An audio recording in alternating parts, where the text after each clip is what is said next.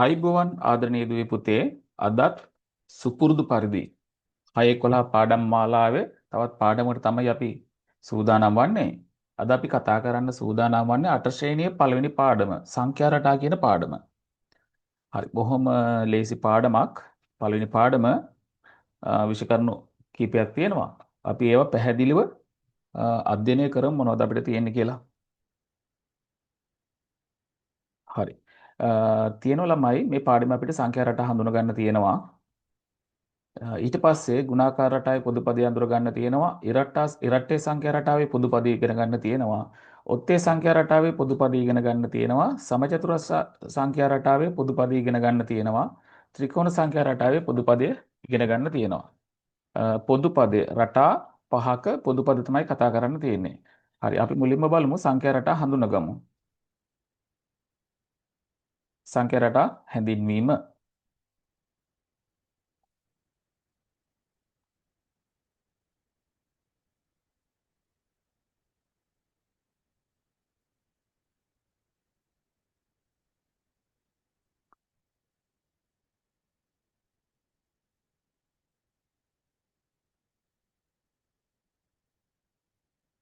හරි.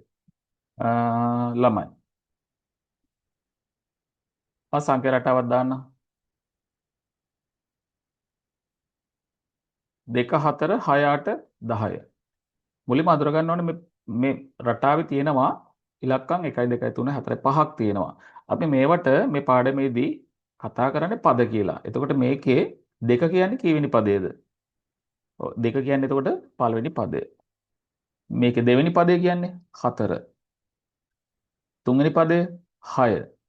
හරි 8 කියන්නේ 4 වෙනි පදය. හරි ওই ටික දැනගන්න ඕන පද කියන්නේ මොනවද කියන එක. පළමු පදය දෙවෙනි පදය දෙවෙනි පදය අඳුර ගන්න ඕන. හරි ඊට පස්සේ සංඛ්‍යා රටා කීපයක් අපි අඳුරගමු. 2 4 6 8 10 කියන්නේ දෙකෙන් පටන් ගන්න දෙකේ ගුණාකාර රටාව. හරි තව සංඛ්‍යා රටාවක් 2 5 8 11 14. ඔව් 3 3 එකතු වී යන්නේ දෙකට 3 එකතු වී යන්නේ. ඔව් 5 7 9 11 13 15 තව සංඛ්‍යා රටාවක්. 5ට 2 2 එකතු වී තමයි යන්නේ. 3 6 9 12 15 18. ඔය ළමයි බලන්න මේ සංඛ්‍යා රටාවේ 9 කියන ඉලක්කම මම පොඩ්ඩක් වෙන පාටකින් දක්වලා තියෙනවා. මොකද්ද මේකේ තියෙන විශේෂත්වය? මට කියන්න මේ දෙවෙනි සංඛ්‍යා රටාවයි තුන්වෙනි සංඛ්‍යා රටාවයි එකමද? වෙනස්ද? දැන් බලන්න තුන්වෙනි පදේ 9 තුන්වෙනි පදේ 9 සංඛ්‍යා රටා දෙකක තුන්වෙනි පදේ සමාන වෙලා තියෙනවා. මම ළමයින්ගෙන් ප්‍රශ්නයක් අහනවා. එහෙනම් මේ සංඛ්‍යා රටා දෙක සමානද? මොකද උත්තරේ? ඔව් නෑ. යම් කිසි පදයක් සමාන වූ පමණින් ඒ සංඛ්‍යා රටා දෙක සමාන වෙනවා කියලා එකක් නෑ. හරි ඒක තමයි මට පැහැදිලි කරන්න ඕනේ. බලන්න ඊළඟ සංඛ්‍යා රටාව 45 40 35 30 25. මොකද කියන්නේ සංඛ්‍යා රටාවේ වෙනසක් තියෙනවද? වෙනසක් තියෙනව නේද? මොකද්ද වෙනස? කලින් ඒවට වැඩි වෙනසක් තියෙනවා. සංඛ්‍යා රටාව පහ පහ අඩු වෙවි යන්නේ. හරි. ඊළඟට මොකද්ද මේ 33ක් දාලා තියෙන්නේ? 33 කියන්නේ ළමයි සංඛ්‍යා රටාව තව ඉදිරියට යනවා. හැබැයි අපි මෙතනින් නතර කරලා තියෙනවා. ඔය අදහස් දෙන්න තමයි 33ක් තියන්නේ. හරි. ඕක තමයි අපිට සංඛ්‍යා රටා හඳුනා ගැනීමට අදාළ 8 වසරට අදාළ ප්‍රමාණවත්. මේකෙන් ඔයාලට හදන්න පුළුවන් එකේ එක අභ්‍යාසය. හරි. අපි ළමයි දැන් සංඛ්‍යා රටාවක පොදුපදය කියන්නේ මොකක්ද කියලා කතා කරමු. සංඛ්‍යා රටාවක පොදුපදය. පොදු කියන එකේ අදහස හැම කෙනෙකුටම අයිති හැම කෙනෙකුටම අදාළයි කියන අදහස සංඛ්‍යා රටාවක පොදුපදය. ඔව් අපි එයටත් කතා කරමු. මම මෙහෙම අර්ථකථනයක් දෙන්නම්. සංඛ්‍යා රටාවක n වන පදය n ඇසුරෙන් වූ බීජ ප්‍රකාශනයෙන් ඉදිරිපත් කළ විට පොදුපදය සාධාරණ පදය ලෙස හැඳින්වේ. එමගින් සංඛ්‍යා රටාවක ඕනෑම පදයක් ගත හැකි වේ. එතකොට පොදු පදය කියන එකට තව සමාන වචනයක් තමයි සාධාරණ පදය. මේ තුලින් මොකද කරන්න පුළුවන්? ඔව් වැදගත් වැඩේ මේ පොදු පදේ වැදගත්ම වැඩේ වෙන්නේ එමගින් සංඛ්‍යා රටාවක ඕනෑම පදයක් ලබාගත හැකි වේ. එහෙනම් සංඛ්‍යා රටාවේ පොදු පදයක් අපි ළඟ තියෙනවා නම් ඒ රටාවේ දැන් අපිට මනෝමයෙන් ගන්න පුළුවන් පළවෙනි පදය දෙවෙනි පදය මුල් පද ටික මනෝමයෙන් ගන්න පුළුවන්. හැබැයි ඈතට යනකොට සංඛ්‍යා රටාවක පදය අපි හිතමු 30 වෙනි පදය අපිට මනෝමය හිතා ගන්න ටිකක් අසීරුයි. එහෙනම් පොදු පදයක් අපි ගාව තියෙනවා නම් ඒවා බොහොම පහසුවෙන් හොයාගන්න ප්‍රයෝජනවත් වෙනවා. ඕක තමයි පොදු පදයක වටිනා වැදගත්කම මේ පොදු පදයේ තියෙන්නේ n ඇසුරෙන්. ඒ කියන්නේ මෙහෙමයි. දැන් අපිට 10 වෙනි පදේ ලියන්න නම් 10 ඕන. 20 වෙනි පදේ ලියන්න නම් 20 ඕන. හැබැයි මේ ඔක්කොටම සාධාරණව 10 හෝ 20 හෝ 25 හෝ 30 හෝ කියන හැම පදයකටම අදාළව සාධාරණව අපි n ඇසුරෙන් ප්‍රකාශනයක් තියෙනවා පොදු පදය සාධාරණ පදය හඳුන්වා දීමේදී. හරි. අපි මුලින්ම බලමු ඒ යටතේ ගුණාකාර රටාවේ පොදු පදය. මොකද ළමයි ගුණාකාර රටාව කියන්නේ? මම ගන්නම් පොඩි සරල ගුණාකාරයක්. මොකද ගුණාකාරය? 3 6 9 12. 3 6 9 12 කියන ගුණාකාර රටාව. හරි. දැන් මට ගන්න ඕන මේක පොදු පදය. ඔව් මේක පොදු පදය ගන්න කලින් ළමයි පොඩ්ඩක් අධ්‍යයනය කරන්න මෙම ගුණාකාර රටාවේ එක් එක් පද සෑදී ඇති ආකාරය පොඩ්ඩක් පැහැදිලි කරගන්න ඕන. එක් එක් පද සෑදී ඇති ආකාරය පැහැදිලි කරගන්න.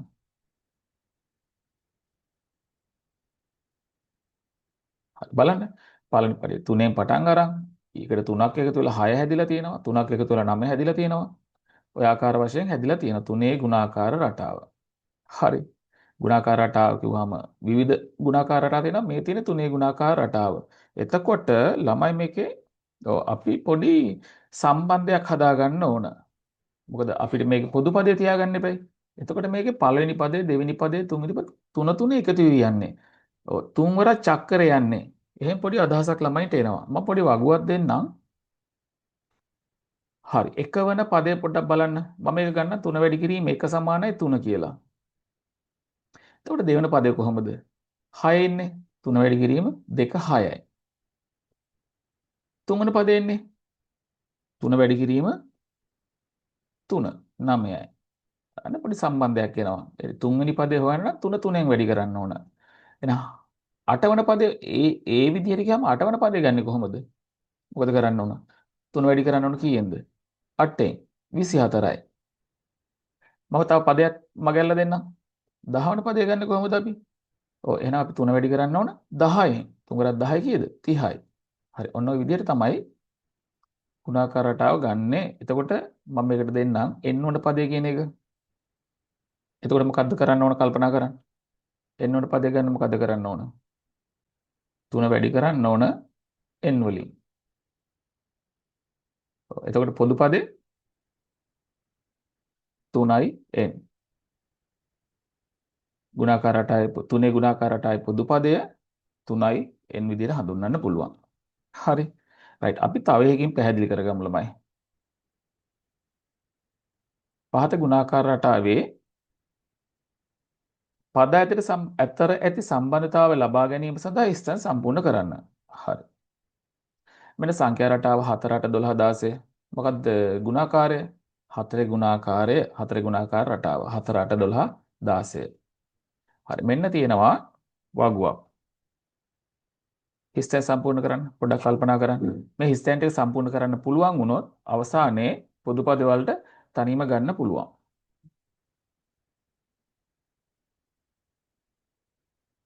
බලන්න ගුණාකාර රටාව හැදිලා තියෙන ආකාරය 4 4ට 4ක් එකතු වෙලා 8 8ට 4ක් එකතු වෙලා 12. ඔව්. එතකොට පළවෙනි පදේ කොහොමද සම්බන්ධ වෙලා තියෙන්නේ? 4 වැඩි කිරීම 1 4යි. දෙවන පදය 4 වැඩි කිරීම 2 8යි. තුන්වන පදය 4 වැඩි කිරීම 3 12යි. අටවන පදය මම පද කිහිපයක් මග ඇල්ලලා දීලා තියෙනවා. තර්ක තියෙනවා නම් ගන්න පුළුවන් කොහොමද ගන්නෙ? එතන 4 වෙනස් වෙලා නැහැ ළමයි.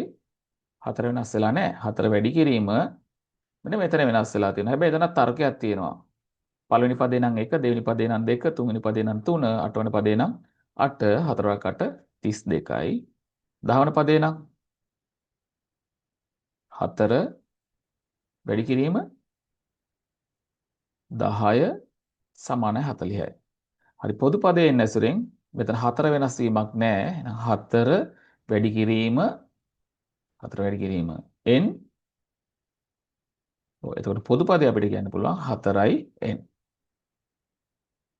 හරි. අපි ඔය කතා කරේ 4 ගුණාකාර රටාව. මම හිතනවා ළමයින්ට දැන් ඕනෑම ගුණාකාර රටාවක පොදු පදේ බොහොම පහසුවෙන් ගන්න පුළුවන්. මොකද අපිට අත්දැකීමක් තියෙනවා 3 ගුණාකාර රටාවේ පොදු පදේ 3යි n, 4 ගුණාකාර රටාවේ පොදු පදේ 4යි n. එහෙනම් ඉහත ආකාරයට පහත රටාවල පද අතර සම්බන්ධතාවය ලියා දක්වමින් n වන පදයේ සඳහා ප්‍රකාශනයක් ලියන්න. right. මම දෙන්නම් ගුණාකාර රටා කීපයක්.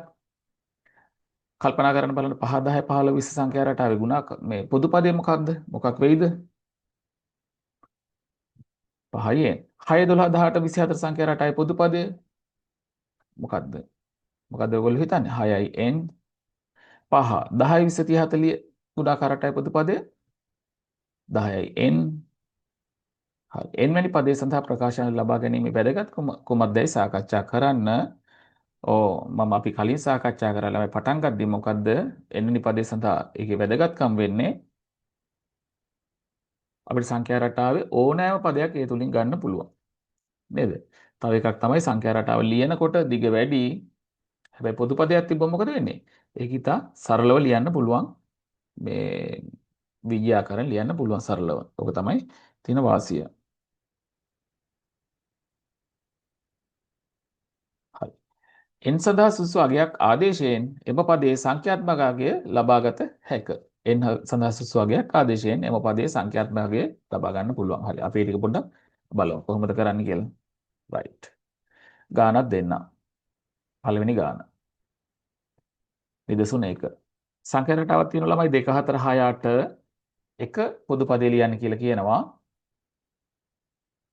ඊළඟට 15 වන පදේ සොයන්න 156 යනු මේ කීවන පදයේද?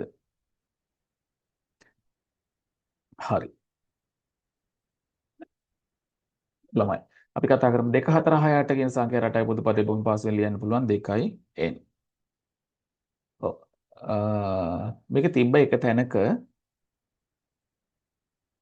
මෙන්න මෙහෙම කතාවක්. n සඳහා සුදුසු අගයක් ආදේශයෙන් එම පදයේ සංඛ්‍යාත්මක අගය ලබාගත හැක. ඔන්න ඔක තමයි තියෙන්නේ අංක 2 යටතේ කතා කරන්න. එතකොට අපිට කියනවා 15 වෙනි පදය හොයන්න. කොහොමද 15 වෙනි පදය හොයන්නේ? අර පොදු පදයේ n වෙනුවට n අයින් කරලා එතන දානවා 15. 2n කියන එකේ n වෙනුවට 15 දාපුවාම 2 වැඩි කිරීම 15 වෙනවා. මේ බලන්න ආදේශ කිරීම. n වලට 15 දාන්න 2 වැඩි කිරීම 15 සමානයි 30යි. හරි. ප්‍රශ්න අංක 3 156 යනු මෙහි කීවන පදයේද? 156 යනු මෙහි කීවන පදයේද? ඔව් 156 යනු මේ වෙලාවට කරන්න ළමයි මෙහෙමයි. දැන් හොයන්න ඕන. දැන් උදාහරණ විදිහට ගත්තොත් මේක ගමු. 30 යනු කීවෙනි පදයේද? එතකොට n වලට n වලට එන අගය තමයි කීවන පදේ දෙවන පදේ n වලට ආවේ දැන් මේ 15නේ. එතකොට 30 කියන්නේ කීවෙනි පදේද? 15 වන පදය. හරි. ඒක මෙතෙන්දි පාවිච්චි කරනවා අනිත් පැත්තට. කොහොමද එහෙනම් 156 යනු කීවෙනි පදේද කියලා ඇහුවොත් 2n සමාන කරනවා 156ට. 2n සමාන කරනවා 156ට. හරිද? ඊට පස්සේ n වල අගය හොයනවා 156 දෙකෙන් බෙදලා 78යි. n සමානයි n සමානයි 78.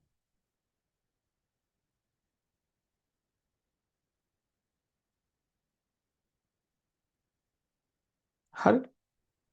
ඊට පස්සේ 156 යනු 78 වන පදයයි. හරි ළමයි. ළමයි මම හිතන්නේ පැහැදිලි වෙන්නේ නැති. ඔය වගේ සරල ගණන් කීපයක් අපි තව උදාහරණයක් බලමු.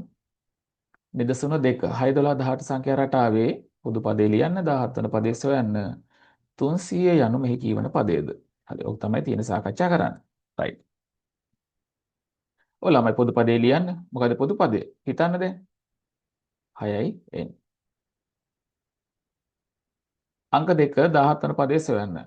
එතකොට n වෙනුවට 17 දාන්න. එතකොට 6යි n වෙනුවට ආදේශ කරාම 6 වැඩි කිරීම 17 එනවා. ඊට පස්සේ උත්තරය 102 එනවා. එතකොට n කියන්නේ 17 වන පදය 102යි. තුන්වෙනි එක 300 යනු මෙහි කීවන පදයේද? මේකේ අනිත් පැත්ත.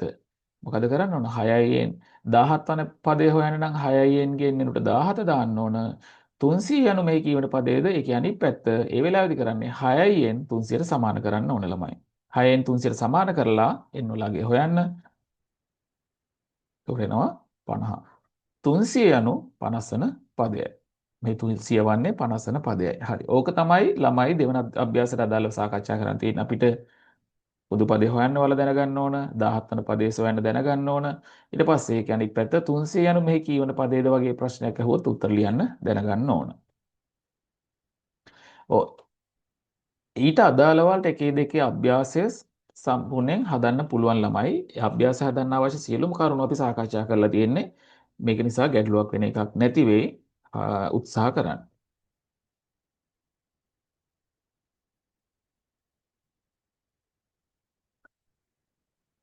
හරි. අපි යමු මේ පාඩමේ ඊළඟ කොටසට. ඔත්තේ සංඛ්‍යා රටාවේ පොදු පදය. ගුණාකාර රටාවේ පොදු පදයෙන් අයින් වෙලා අපි දැන් හොයන්න යන්නේ ඔත්තේ සංඛ්‍යා රටාවේ පොදු පදය. ළමයි මොකද්ද ඔත්තේ සංඛ්‍යා රටාව? කියන්න බලන්න. 1 3 5 7 9. ඔත්තේ සංඛ්‍යා රටාව 1 3 5 7 9. අපි මෙයාගේ පොදු පදේ හොයමු. ළමයි මෙහෙමයි. මට කියන්න පොඩ්ඩක් අධ්‍යයනය කරන රටාව 1 3 වෙලා 3 5 වෙලා 5 7 වෙලා 7 9 වෙලා. මට කියන්න එකට කීයක්ද එකතු වෙලා තියෙන්නේ? දෙකක්. 3ට 3ට දෙකක් 5යි. 5ට දෙකක් 7යි. 4ට දෙකක් 9යි. ඔන්න ඔය විදිහට සංඛ්‍යා රටාව ගොඩ නැගිලා තියෙන්නේ දෙක සම්බන්ධ වෙලා තියෙනවා. දෙකේ ගුණාකාරය සම්බන්ධ වෙලා තියෙනවා. හරිනේ. මම ඔන්න ඕක පාවිච්චි කරනවා මෙතනට. හරි. දෙකේ ගුණාකාරය සම්බන්ධ වෙලා තියෙනවා පොදු පදයේ ගොඩනගන්න. හරිනේ. මම පොඩි දෙන්නම් වගුවක්. මෙන්න මේක අධ්‍යයනය කරලා ඔයාලා හිස්තැන් ටික පෙරෙව්වොත් ළමයි. හරිද? මේ අධ්‍යයන මේ වගුව දීලා තියෙන්නේ පොදු පදයේ ගොඩනගන්න ඕන විදියට අවශ්‍ය විදියට. ඒක නිසා තමයි මේක දීලා තියෙන්නේ. එතකොට බලන්න පොඩ අධ්‍යයනය කරලා මේක හිස්තැන් ටික පෙරෙව්වොත් ඔයාලා තනියම පොදු පදේ හොයාගන්න පුළුවන්. මෙන්න මෙතනට එන උත්තරේ තමයි පොදු පදයේ වෙන්නේ. කොහොමද මේක පුරවන්නේ? බලන්න පොඩ්ඩක් කල්පනා කරලා ළමයි.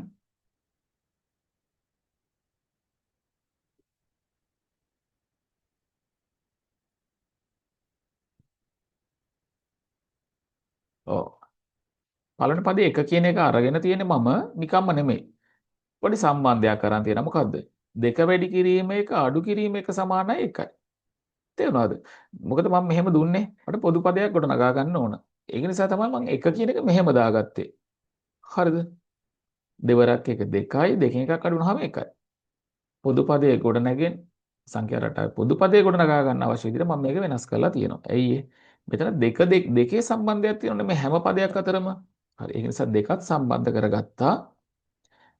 එතකොට දෙවන පදයේ කියන තුන මං අරන් තියෙන කොහමද? දෙක වැඩි කිරීම දෙක අඩු කිරීම එක. හරි. එහෙනම් හිතන්න තුන්වන පදය ගන්න. දෙක වැඩි කරන්න ඕන 3ෙන්. ඒකෙන් එකක් අඩු කරාම 5 එනවා. හරි. එහෙනම් දැන් අපිට පුළුවන් අටවන පදය හොයන්න. කොහොමද? දෙක එතන වෙනසක් වෙලා නැහැ. වැඩි කරන්න ඕන 8ෙන් එකෙන් එකක් අඩු කරන්න ඕන. බලමු 15 වෙනවද කියලා. දෙවරක් 8 16යි 16 එකක් ගියහම 15යි. හරි. එහෙනම් 10 වෙනි පදේ වල පහසෙන් හොයාගන්න පුළුවන්. දෙක වැඩි කිරීම 10 අඩු කිරීම 1 සමානයි 19යි. දෙවරක් 10යි 20යි. එකෙන් එකක් 19යි.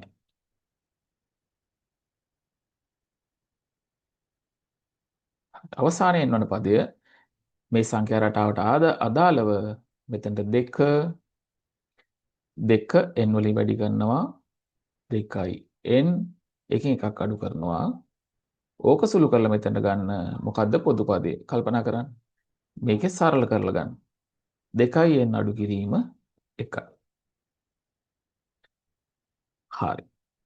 ළමයි. අපි කතා කරේ ඔත්තේ සංඛ්‍යා රටාවේ පොදු පදය ගැන. ළමයි මේක මතකේ තියාගන්න 2යි n අඩු කිරීම 1යි. හරි. ඔත්තේ සංඛ්‍යා රටාවේ පොදු පදයට අදාළව ගාණක් හදමු. කලින් අත්දැකීම් තියෙන මේ ගණන් හදලා පොදු පදයේ ලියන්න ඔත්තේ සංඛ්‍යා රටාවේ පොදු පදයේ ලියන්න මතකෙන් ලියන්න 2යි n අඩු කිරීම 1යි. 36 වන පදයේ සොයන්න. ඔව් n උඩ 36 ආදේශ කරන්න පරිස්සමට ආදේශ කරන්න ළමයි. ඔව්. එතකොට මොකද කරන්න ඕන අපි ආදේශයේදී? මේ n තියෙන තැනට n අයින් කරලා 36 දාන්න ඕන. බලන්න. එතකොට මොකද වෙන්නේ මෙතන? 2 වැඩි කිරීම 36 අඩු කිරීම 1. 2 වැඩි කිරීම 36 අඩු කිරීම 1. ඔව්. දෙවරක් 36 කියද 72යි. 72න් එකක් අඩු වුණාම 71යි.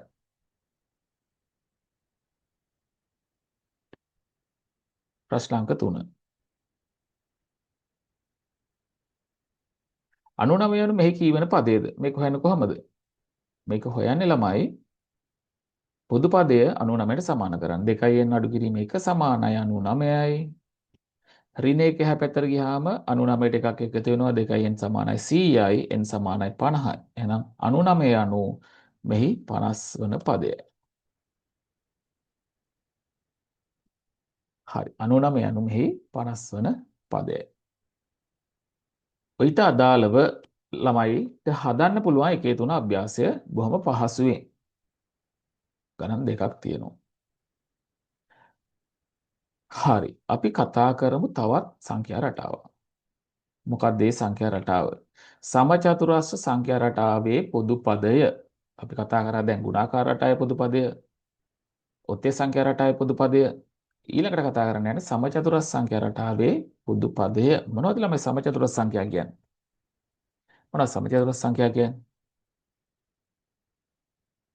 මේ තියෙන්නේ 1 4 9 16 25.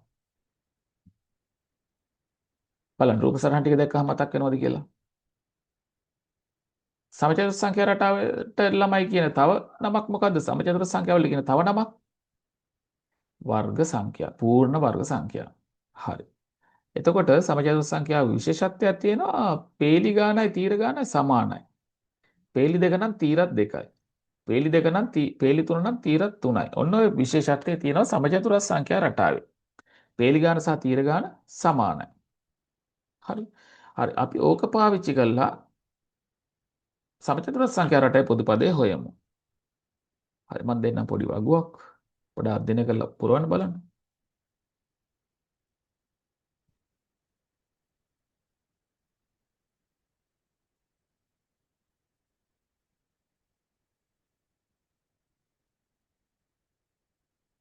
කොහොමද පළවන පදේ හැවිලා තියෙන්නේ? 1 හැදිලා තියෙන්නේ.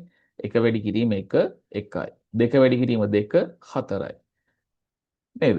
ඒ සංඛ්‍යාව ඒ සංඛ්‍යාවෙන්ම වැඩි වුණාම තමයි එන්නේ සමචතුරස්‍ර සංඛ්‍යාව. උදාහරණයක් විදිහට ගත්තොත් දෙවෙනි 2 දෙකෙන් වැඩි කරොත් දෙවෙනි සමචතුරස්‍ර සංඛ්‍යාව වෙනවා. හරි. එහෙනම් තුන්වෙනි පදේ ගන්න මොකද කරන්න ඕන? ඔය ළමයි 3 වැඩි කරන්න ඕන 3ෙන් 3 දෙවෙනි බලය 9යි. 8 වෙනි පදේ ගන්න 8 වැඩි කරන්න 8ෙන් 8 දෙවෙනි බලය 64යි. 10 වෙනි පදේ ගන්න 10 වැඩි කරන්න 10ෙන් 10 දෙවෙනි බලය ඒ කියන්නේ 100යි. අවසානයේ පොදු පදය ගන්න n වන පදේ n වන පදයෙන් වැඩි කරන්න ඒ කියන්නේ n වැඩි කරන්න n වලින් n වර්ගය කියලා එනවා පොදු පදය. හරි සමචතුරස්‍ර සංඛ්‍යා රටාවේ පොදු පදය n වර්ගය. හරි. මේ පාඩමේ අවසාන කොටස මොකද්ද? මොන සංඛ්‍යා රටාවද ළමයි? ඔයාලා දැනටමත් දන්නවා ඇති ත්‍රිකෝණ සංඛ්‍යා රටාවේ පොදු පදය. සමචතුරස්‍ර සංඛ්‍යා ත්‍රිකෝණ සංඛ්‍යා. සමචතුරස්‍ර සංඛ්‍යා රටාව ත්‍රිකෝණ සංඛ්‍යා රටාව. ළමයි බලන්න අමතක කළාද ත්‍රිකෝණ සංඛ්‍යා ටික? 1 3 6 10 15. පොඩි පන්ති වල ඉගෙනගෙන තියෙනවා 1 3 6 10 15. බලන්න රූප සරහන් දැක්කම මතක් වෙනවද කියලා? එකෙන් තමයි පටන් ගන්නෙ. සමචතුරස්‍ර සංඛ්‍යා රටාව පටන් ගන්නෙත් එකෙන්, ත්‍රිකෝණ සංඛ්‍යා රටාව පටන් ගන්නෙත් එකෙන්. ඒකේ යටට දෙකක් එකතු වුණාම දෙවෙනි සමචතුරස්‍ර සංඛ්‍යාව වෙනවා. ඒකේ යටම පේලියට 3ක් එකතු වුණාම තුන්වෙනි සමචතුරස්‍ර සංඛ්‍යාව වෙනවා. 4ක් එකතු වුණාම හතරවෙනි සමචතුරස්‍ර සංඛ්‍යාව වෙනවා. ඔව් ඒක පොඩි සම්බන්ධයක් තියෙන්නේ. එක නේද දැන් උදාහරණයක් විදිහට මෙහෙම ගතයි. දැන් අපිට හිතන්නකෝ පස්වෙනි සමචතුරස්‍ර සංඛ්‍යාව නම් ඕන. එතකොට මොකද කරන්න ඕන? 1 එකතු කිරීම 2 එකතු කිරීම 3 එකතු කිරීම 4 එකතු කිරීම 5 15 වෙනවා.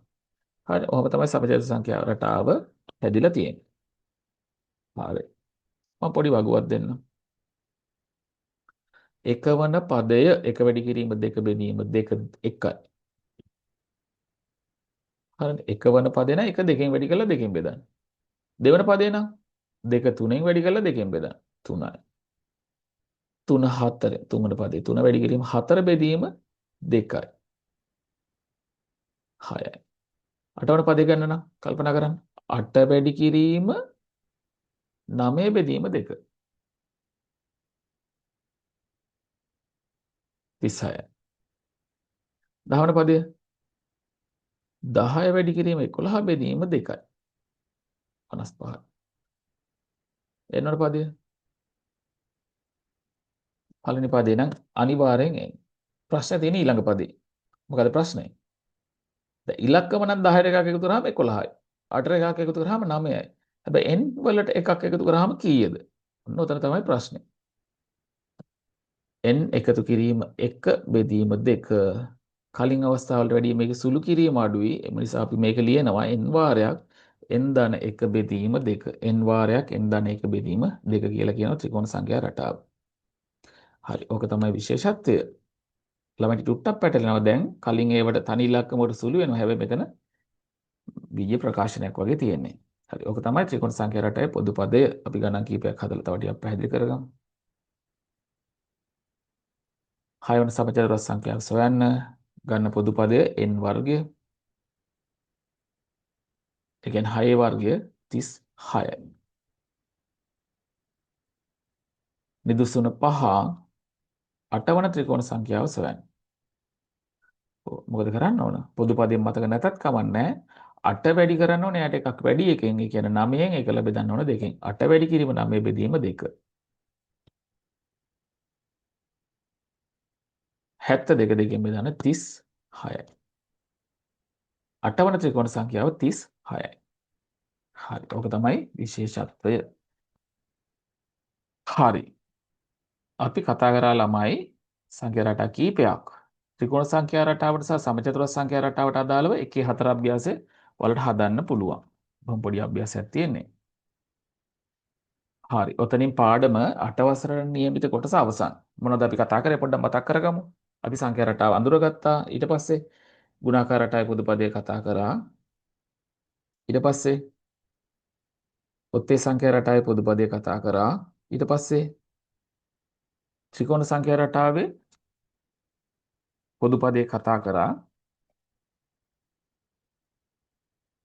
ඊට පස්සේ සමචතුරස්‍ර සංඛ්‍යා රටාවේ පොදු පදේ කතා කරා. ඔන්නෝම සංඛ්‍යා රටා කීපයක පොදු පද කතා කරා. ළමයින්ට පොදු පදේ මතක තිබීම වාසිදායක විය හැකියි. හරි. එහෙනම් එතනින් පාඩම අවසන්. ඉල්ලීමක් කරනවා channel එක subscribe කරන්න කියලා. හරි. අපි යලිත් දවසක යලිත් පාඩමක හම්බෙමු. ස්තුතියි.